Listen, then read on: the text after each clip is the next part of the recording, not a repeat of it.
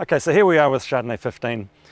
As I said a few minutes ago, it can be a little inconsistent cropping.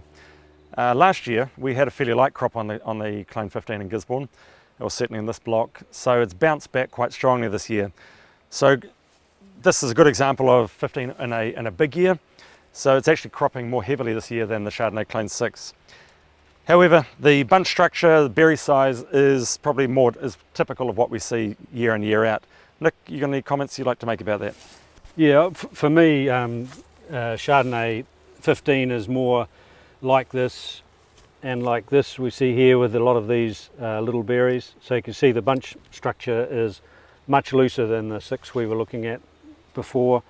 Bit of powdery mildew there. Thanks, Nick. And quite often the bunches are smaller in weight as well.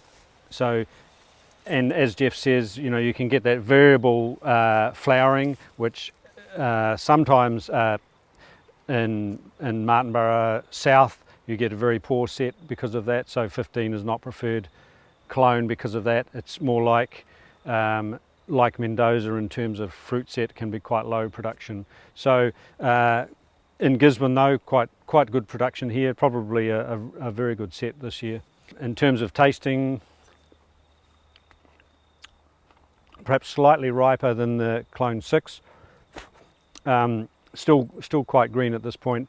It is a clone that winemakers prefer, and there's a fair portion of Clone 15 used in some of the premium quality Chardonnay still wines. Having said that, we're going through this walkthrough history, so we started off saying about 4 and 5 very productive clones. They kind of went out of favour. Clone 6 replaced it.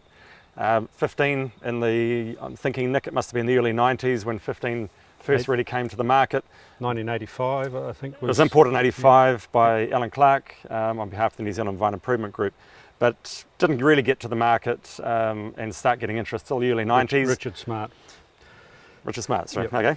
So what we saw as a nursery was a lot of interest in Chardonnay 15 in the mid to late 90s, and then we're going to have a look now at the first of the Burgundy selections, Chardonnay Clone 95. So let's go and have a look at that, and that has currently today is probably the most preferred clone.